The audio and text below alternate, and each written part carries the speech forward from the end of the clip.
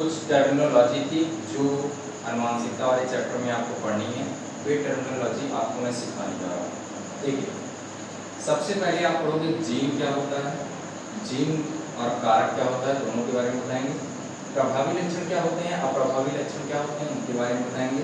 युग्म विकल्पी एलील या एलोमार्फ क्या होता है, पीढ़ी क्या होती है, संकर क्या होता है, संकरण क्या होता है, समयुग्मजी क्या होता है, विषमयुग्मजी क्या होता है, लक्षण प्रारूप क्या होता है, जीन प्रारूप क्या होता है, टेस्ट क्रॉस परीक्षार्थी संकरण, बैक क्रॉस प्रतीक संकरण, रेसिप्रोकल क्रॉस व्युत्क्रम संकरण और कैरेक्टर क्या होते हैं, विशेषक क्या होते हैं। इन सभी के बारे में मैं गहनतापूर्वक चर्चा करूंगा, ध्यानपूर्वक सुनिए। सबसे पहले मैं नीचे शुरुआत करता हूँ, लक्षण क्या होता है, इसको बोलते हैं कैरेक्टर। ध्यानपूर्वक सुनिए। मैं बात कर रहा था कि अगर आपके माता पिता हैं, माता पिता को सीधे बोल देते हैं जनक, और आप जो उत्पन्न हुए हैं उनसे उनको बोलते हैं संतति। मतलब जनक और संतति के बीच में जो सिमिलरिटीज प्रदर्शित होती हैं, जो रिजेंबल्स दिखाई देते हैं, समानता दिखाई देती है, वो कुछ ना कुछ तो लक्षण मिलते हैं ना। जैसे मेरा शरीर जो दिख रहा है, मेरे माता पिता से कुछ ना कुछ तो मैच होता होगा, तो कुछ लक्षण हमारे और उनसे मैच होते हैं। तो जो लक्षण मैच हो रहे हैं, जो कुछ मैच हो रहा है, जो कुछ दिखाई दे रहा है, वो क्या है, लक्षण। देखो कैसे, लक्षण एक फीचर है, गुण है, चाहे वह अंदर का हो चाहे वह बाहर का हो। देखो, मैं कायिक रूप से, दैहिक रूप से अपने माता पिता के समान कैसे दिख रहा हूँ, मान लो वो कैसे थे, मैं कैसा हूँ दिख रहा हूँ। मेरा शरीर का कुछ भी लक्षण, मेरा हाथ, मेरा उंगली, मेरा पैर अपने माता पिता से कैसे मैच कर रहा है, तो ये लक्षण उनके साथ मैच हो रहे हैं ना, ये चीज़ें उनके साथ दिखाई दे रही हैं ना, सेम दिखाई दे रही है। तो इसी को क्या बोले, लक्षण। मेरा उंगली की संरचना उनकी उंगली की संरचना के समान, ये सब क्या है, लक्षण। अब लक्षण के अलग अलग क्या होते हैं, वैरायटीज होती हैं, प्रकार होते हैं। अब जैसे मेरी उंगलियां लंबी हो गई हैं और मेरे पैर की उंगलियां छोटी हैं, उंगली लंबी उंगली छोटी, तो उंगली है, एक लक्षण है उंगली होना, लेकिन उंगली लंबी होना, उंगली छोटी होना, ये क्या है, विशेषक है। मतलब एक लक्षण जो होगा, कैरेक्टर जो होगा, उसके क्या होंगे बाबू, दो या दो से अधिक क्या होंगे, विशेषक होंगे। विशेषक लक्षण क्या है, फिजिकल और जेनेटिकल।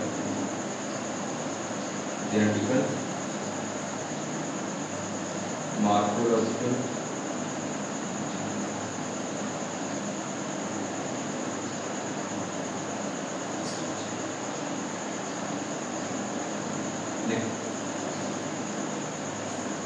भौतिक रूप से मैं कैसे दिख रहा हूँ, वो लक्षण है मेरा। अंदर से कैसे दिख रहा हूँ, वो भी लक्षण है मेरा। मेरी मॉर्फोलॉजी कैसी है, संरचना कैसी है, वो भी क्या लक्षण है मेरा।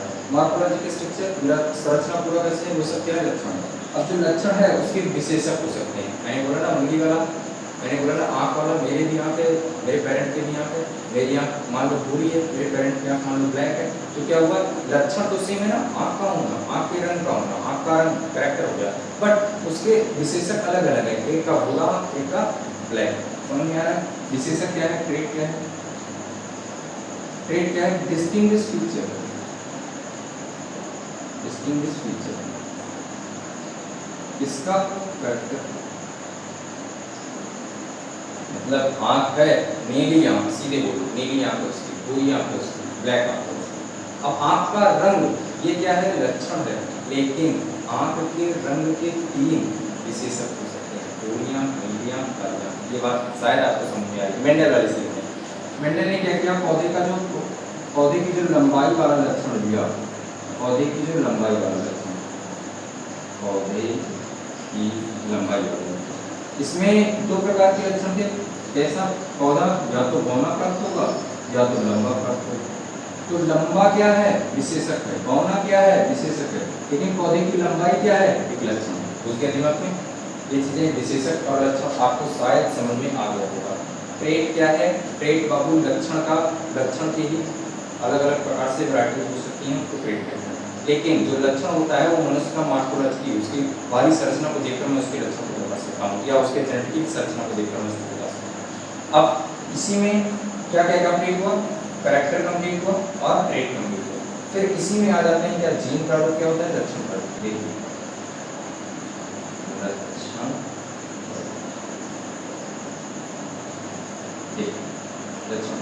इसको बोलते हैं अंग्रेजी में क्या, फिनोटाइप। What is phenotype?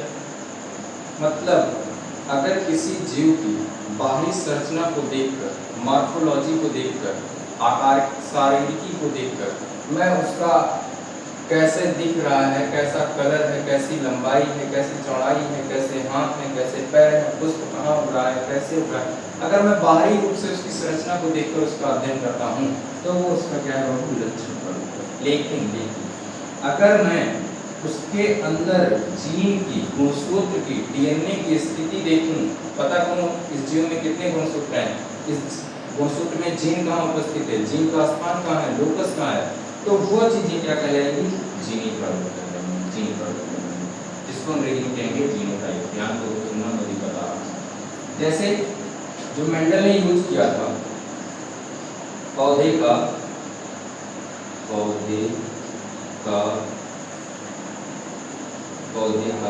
आकार, अब पौधे का आकार एक लंबा था और दूसरा कैसा था, बौना। लंबा और बौना, ध्यानपूर्वक सुनो। जब पौधे का आकार देखा गया, मेंडल ने अपना प्रयोग किया, उसमें देखा पौधे का आकार कैसा आ रहा है, एक लंबा पौधा है, एक बौना पौधा है।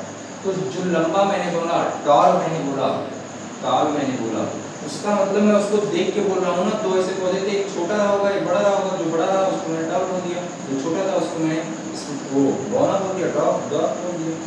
तो जो टॉल और डॉर्फ हमको दिखाई दे रहा है, टॉल और डॉर्फ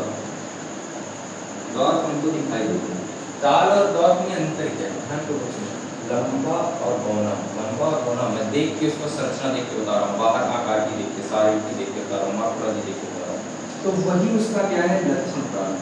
मतलब अगर मैं कहूँ कि पौधे मटर का जो पौधा था उसमें लंबा और बौना जो मैं लिख रहा हूँ, टॉल एंड डॉर्फ, वो क्या है, लक्षण प्रारूप है। कैसा है, लक्षण प्रारूप है।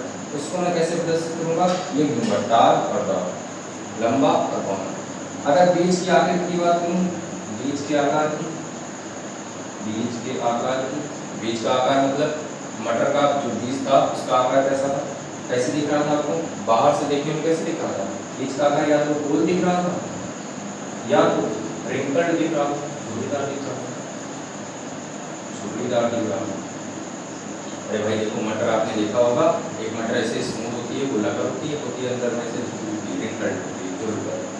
तो जो देखकर हमको पता चल रहा है वो क्या है, लक्षण प्रारूप। लेकिन जब मैं उसके जीनी प्रारूप की बात करूँ, मतलब उसके अंदर में जीन कहाँ उपस्थित है, जीन की स्थिति कहाँ है, किस स्थान पे है जीन, उसके जीनी संरचना के बारे में अध्ययन करूँ, अंदर में उसके डीएनए के बारे में अध्ययन करना शुरू हूँ, अंदर में स्थिति जानना शुरू हूँ, तो उसको जीनी प्रारूप कहते हैं। कैसे प्रदर्शित करता हूँ, जैसे टाल को गिफ्ट दिया गया था क्या, कैपिटल टी और कैपिटल टी स्मॉल टी, बहुत ध्यानपूर्वक देखना, ये भी टाल है, ये भी टाल है। जीनी प्रारूप में देखो, इसमें कैपिटल टी दिखा, इसमें कैपिटल टी स्मॉल टी दिखा, लेकिन मैंने जब जीनी संरचना पढ़ी, जीनी अंदर में, जीन के अंदर में पढ़ना शुरू किया, तब मुझे पता चला लंबा का मतलब ऐसे नहीं, लंबे में दो प्रकार से भी हो सकते हैं, एक में कैपिटल टी स्मॉल टी, एक में कैपिटल टी। उसके दिमाग में तो ये जो पार्ट है ये क्या है, जीनी प्रारूप है। क्या है, जीनी प्रारूप है। लेकिन अगर मैं बाहर से दोनों प्लांट को देखूंगा तो कैसे दिखेगा, लंबा दिखेगा, वो क्या है, फिनोटाइप। क्या है, लक्षण प्रारूप। आज जीनोटाइप क्या है, अगर जीव की जीनी संरचना के बारे में अध्ययन किया जा रहा है, डीएनए के बारे में अध्ययन किया जा रहा है, जीन कहाँ उपस्थित है उसके बारे में अध्ययन किया जा रहा है, उसके बारे में जाना जा रहा है, तो वो क्या कहलाएगा, जीनी प्रारूप। और लक्षण प्रारूप अगर किसी जीव का शारीरिकी और आकृति को देखकर, मॉर्फोलॉजी देख करके उसका टाइप निर्धारित किया जा रहा है, तो क्या है, लक्षण प्रारूप। जैसे मैं लंबा हूँ और मेरे बगल कोई खड़ा हूँ वो छोटा है, तो लंबा और बौना, छोटा और बड़ा, ऐसा निर्धारित कर दिया जाएगा देखकर। लेकिन अगर मेरे बगल में कोई जानवर खड़ा है तो दोनों की अगर जीनी संरचना देखी हो, जीनी प्रारूप देखना हो, तो मेरे अंदर क्या देखोगे, गुणसूत्र देखोगे, उसके अंदर गुणसूत्र देखोगे, मेरे अंदर जीन देखोगे, उसके अंदर गुण देखोगे, तो दोनों के जीनी संरचना का अध्ययन करोगे तो उसे क्या कहेंगे, जीनी प्रारूप कहेंगे। हमें आसानी विश्वास से आपको समझ में आ रहा है। जैसे गोल था तो गोल को मैंने आर और आर से कैपिटल कर दिया भाई, आर और स्मॉल आर से भी दोनों गोल हो सकता है, ये दोनों क्या है बाबू, जीनी प्रारूप है। और झुर्रीदार का मतलब स्मॉल आर ऐसे कर सकते हैं। अब आ जाओ, आपको मैंने क्या क्या बता दिया, लक्षण प्रारूप बता दिया, जीनी प्रारूप बता दिया, लक्षण बता दिया, विशेषक बता दिया। अब इसमें बात करते हैं समयुग्मजी की और विषमयुग्मजी की। यहाँ के ऊपर क्लियर देखना, समयुग्मजी, इसमें दो शब्द आ रहे हैं, सम और युग्मजी। सम का मतलब होता है सेम और युग्मजी का मतलब होता है गैमीन, या इसी को मैं एलील बोल सकता हूँ, या इसी को मैं जीन बोल सकता हूँ। अभी बताऊंगा, ध्यान दो। अगर किसी लक्षण में दोनों जीन अथवा एलील सेम, दोनों जीन अथवा एलील सेम, तब मैं उसको समयुग्मजी बोलूंगा। ध्यानपूर्वक सुनना, लक्षण जो होगा हमेशा पेयर में होगा, पेयर। समयुग्मजी का मतलब लंबे को मैं प्रदर्शित करता था, कैसे, जीनोटाइप में कैपिटल टी। तो कैपिटल टी में ये वाला युग्मक, ये वाला युग्मक दोनों कैसा था, सेम, ई कैपिटल है और ये भी कैपिटल है, तो इसको मैंने बोल दिया क्या, समयुग्मजी बोल दिया। क्या हो गया, समयुग्मजी। अगर ऐसा होता कैपिटल टी स्मॉल टी, तब मैं इसको क्या बोलता, विषम युग्मजी, विषम युग्मजी, हेटेरोजाइगस।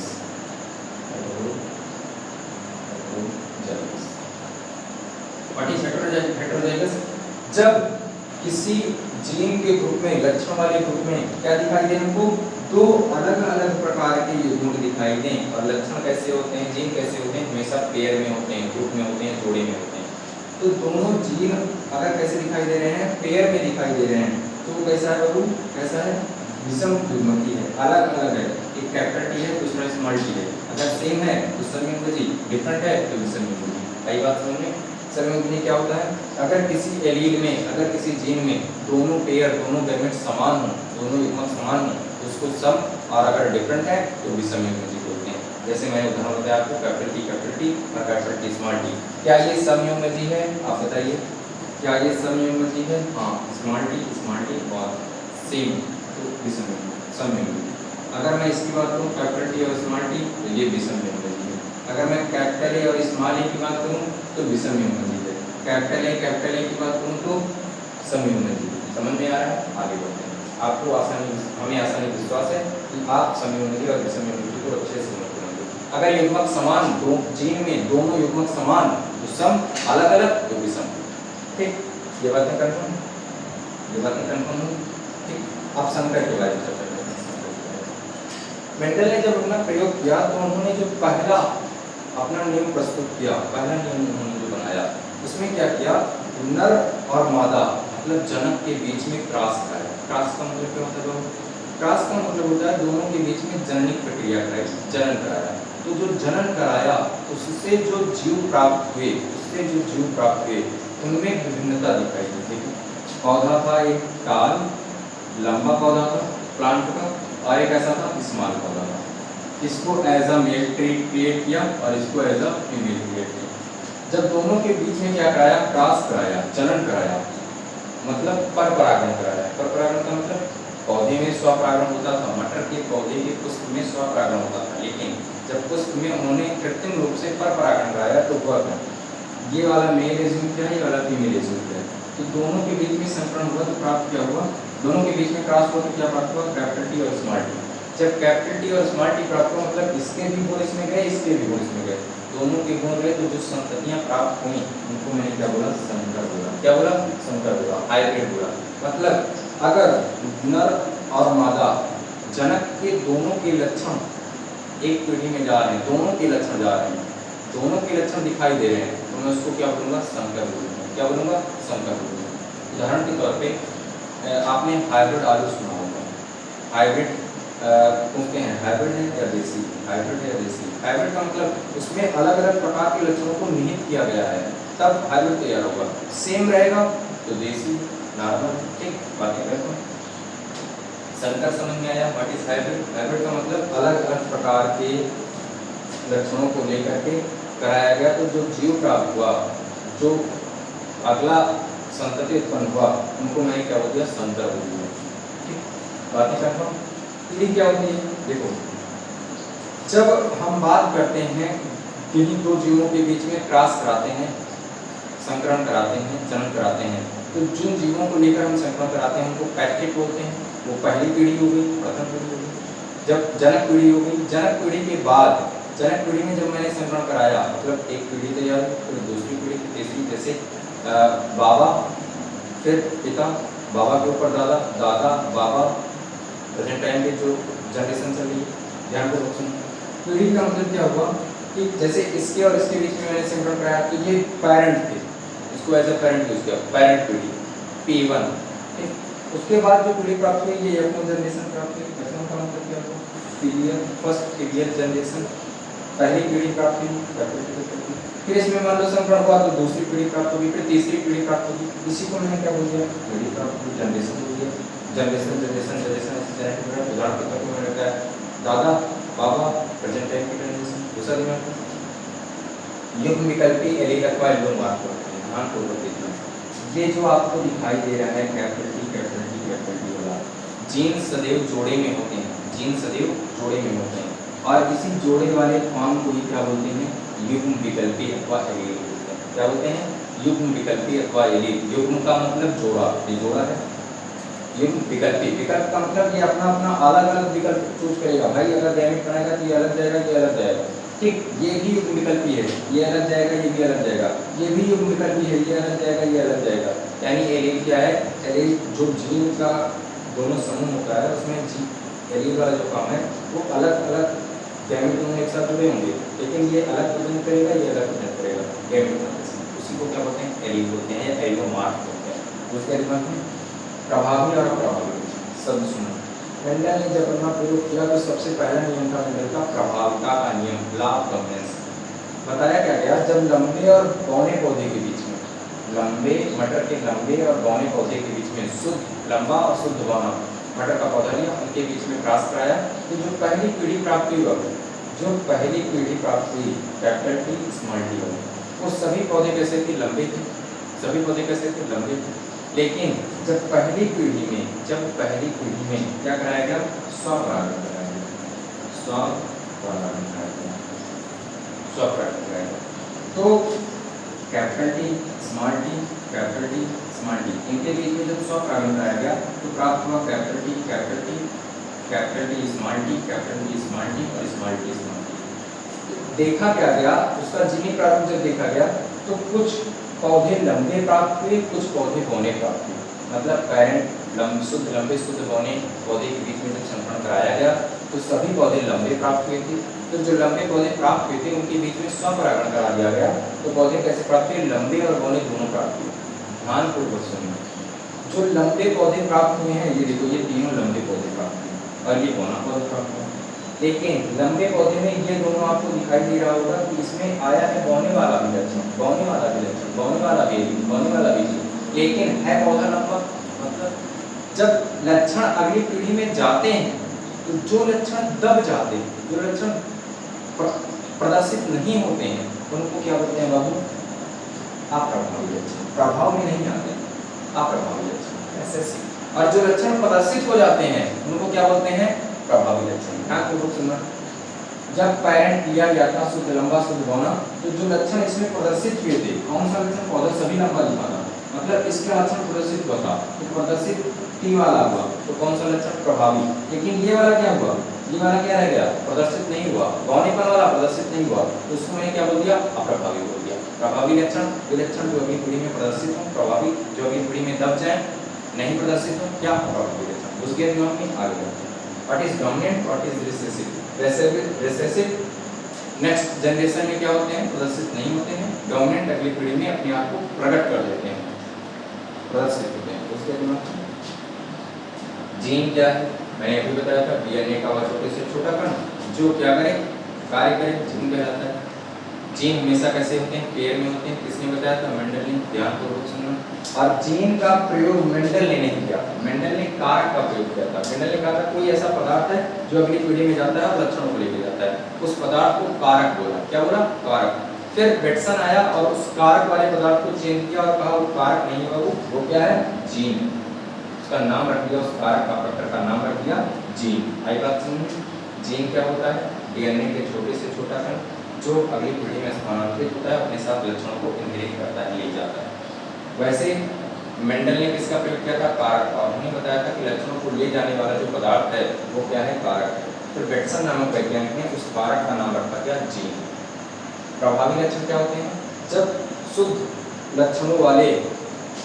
लक्षणों के बीच में संकरण कराया जाता है तो जो अगली पीढ़ी प्राप्त होती है उनमें जिसके लक्षण प्रदर्शित हो रहे हैं उसे प्रभावी और जिसके लक्षण दब जा रहे हैं उसे अप्रभावी लक्षण कहते हैं। युग्म विकल्पी जीन सदैव जोड़े में होते हैं और जोड़े में दोनों फॉर्म जो होती है जीन की डीएनए की, वे डीएनए की जीन की दोनों फॉर्म अलग अलग प्रकार से युग्म बनाते समय अलग अलग प्रकार से अपने आप को प्रदर्शित करती है।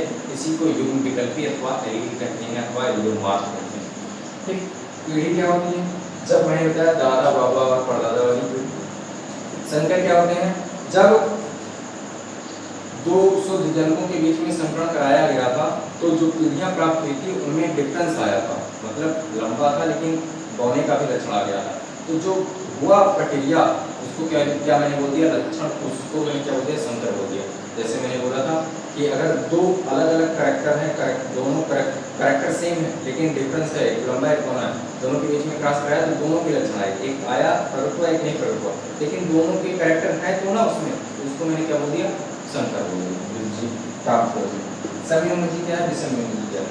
अगर एलील में, इसमें युग्म विकल्पी में या जीन में दोनों जीन सेम प्रकार के हैं तो संयोजी। अलग अलग प्रकार के गैमेट हैं, अलग अलग प्रकार की जीन है, उसको विसंयोजी बोलते हैं।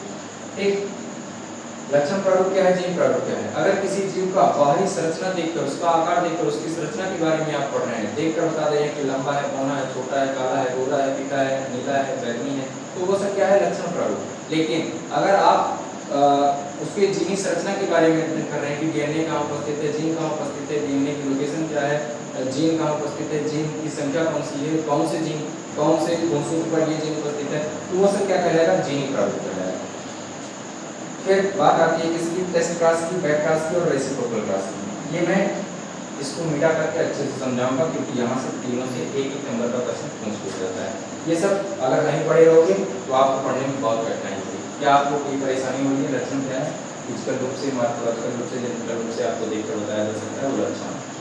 और लक्षण के अनेक प्रकार से विशेषक हो सकते हैं। विशेषक का मतलब लक्षण, मान लो मैं मेरे शरीर का रंग, और मेरे शरीर के रंग में कई हो सकते हैं, कोई काला हो सकता है, कोई गोरा हो सकता है, कोई सांवला हो सकता है। काला, गोरा, सांवला ये सब क्या बोलो? वो विशेषक हो, मतलब एक लक्षण के कई ढेर सारे विशेषक हो सकते हैं। मुख्यतः दो होते हैं, एक नहीं हो सकता। एक ही होगा तो वो लक्षण ही है भाई, उसमें विशेषक क्या है? समझ में आया? आओ आगे मैं आपको क्या दिखा रहा हूँ? आगे मैं आपको रेसिप्रोकल क्रॉस, टेस्ट क्रॉस और इसके बारे में चर्चा करूंगा। ध्यानपूर्वक वीडियो के साथ बने रहिए। टेस्ट क्रॉस क्या होता है, बैक क्रॉस क्या होता है और रेसिप्रोकल क्रॉस। टेस्ट क्रॉस का मतलब परीक्षार्थी संकरण, अर्थात जब मैं संकरण करा रहा हूँगा तो जो जनक है, जनक का रिसेसिव पार्ट लूंगा और F1 पीढ़ी जो प्राप्त हुई है उसमें F1 पीढ़ी की किसी भी संतति के साथ, किसी भी जनरेशन के साथ मैं क्या करा दूंगा? क्रॉस करा दूंगा। तब मैं उसको क्या बोलूंगा? परीक्षार्थी क्रॉस। देखिए उदाहरण, स्मॉल टी रेसेसिव पेरेंट है, इसके साथ जो F1 पीढ़ी प्राप्त हुई है कैपिटल टी स्मॉल टी, इसके बीच में मैं क्या करा दे रहा हूँ? क्रॉस करा दे रहा हूँ। तो ऐसे क्रॉस को आप क्या बोलेंगे? ऐसे क्रॉस बोलेंगे। परीक्षार्थी संकरण का मतलब क्या हुआ? जब अप्रभावी लक्षण वाले जनक का संकरण किसके साथ कराया जाता है? एक प्रथम पीढ़ी के संतति के साथ कराया जाता है। अप्रभावी लक्षण वाले जनक का संकरण F1 पीढ़ी की किसी भी संतति के साथ कराया जाता है तब उसे परीक्षार्थी संकरण अथवा टेस्ट क्रॉस कहते हैं। रिसेसिव पेरेंट का संकरण F1 जनरेशन के साथ करा दिया जाए तब उसे परीक्षार्थी संकरण कहते हैं। आ जाओ इस पे। बैक क्रॉस किसे कहेंगे? जब पेरेंट चाहे वह प्रभावी लक्षण वाला हो चाहे वह अप्रभावी लक्षण वाला हो, उसका संकरण F1 पीढ़ी के किसी भी संतति के साथ करा दिया जाए तो बैक क्रॉस कहलाता है। सब सुनना, बैक क्रॉस बहुत आसान है भाई, किसी भी पेरेंट के साथ किसी भी F1 के साथ करा दो, F1 जनरेशन के किसी भी संतति के साथ करा दो। लेकिन परीक्षार्थी में याद रखना कि अप्रभावी वाला पेरेंट होगा, इसमें प्रभावी अप्रभावी दोनों आ सकता है, यानी बैक क्रॉस के अंतर्गत परीक्षार्थी संकरण भी आ सकता है। ये एग्जांपल है तो ये भी सही हो सकता है। आ जाओ देखिए, चाहे कैपिटल टी के साथ संकरण करा दो कैपिटल टी स्मॉल टी का, चाहे स्मॉल टी का संकरण करा दो इसके साथ कैपिटल टी स्मॉल टी का, both are क्या प्रतीक संकरण, both are बैक क्लास। दूसरा दिमाग में व्युत्क्रम संकरण बहुत इंपॉर्टेंट, ध्यान पूर्वक सुनिएगा। मान लो ये प्रभावी लक्षण था, ये अप्रभावी लक्षण था, दोनों क्या थे जनक थे, पेरेंट थे, क्या थे पेरेंट थे, इनके बीच में क्रॉस कराया गया। तो जब प्रभावी लक्षण वाले को मेल के रूप में ट्रीट किया गया, एक बार मेल के रूप में ट्रीट किया गया, और अप्रभावी को फीमेल के रूप में ट्रीट किया गया।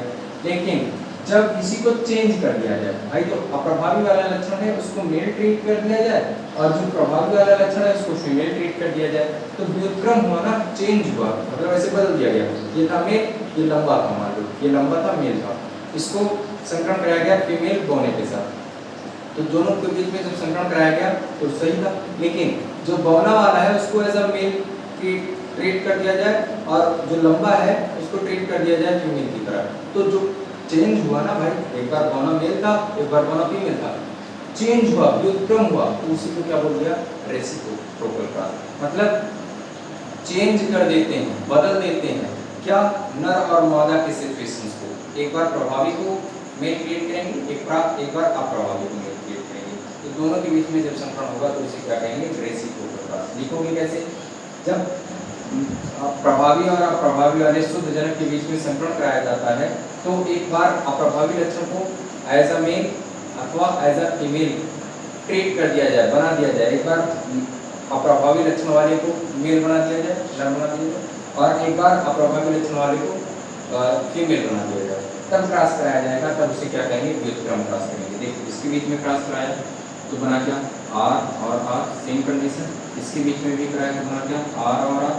दिक्कत क्या हुई, एक बार इसे मेल ट्रीट किया गया है और एक बार इसे फीमेल ट्रीट किया गया है, यही क्या कहलाया रेसिप्रोकल क्रॉस कहलाया, ये कॉन्सेप्ट है। दूसरी चीजें प्रतीक संकरण क्या है, जब किसी भी पेरेंट के साथ F1 पीढ़ी की किसी भी संतति से संकरण करा दिया जाए तब उसको क्या कहेंगे प्रतीक संकरण। परीक्षार्थी संकरण में कंडीशन अप्लाइड है, रेसेसिव पेरेंट के साथ संकरण कराया जाएगा F1 filial first filial generation का, तब उसे क्या कहेंगे प्रतीक संकरण कहेंगे। आज हम इसका चेकर बोर्ड देखते हैं, चेकर बोर्ड का मतलब फ्रंट स्क्वायर के थ्रू देखेंगे या तो देखो स्मॉल टी के बीच क्रॉस कराया गया कैपिटल टी स्मॉल टी का, आओ फ्रंट स्क्वायर बनाते हैं, इसको चेकर बोर्ड भी आप बोल सकते हैं। ये है स्मॉल टी, इसको मैंने बोल दिया है क्या पेरेंट, ये है कैपिटल टी, ये स्मॉल टी, ये क्या है संतति। कराया गया संकरण capital T small T capital T small T small T small T small T small T, क्या अनुपात प्राप्त हुआ लंबा और बौना, लंबा और बौना कितने परसेंट 50%,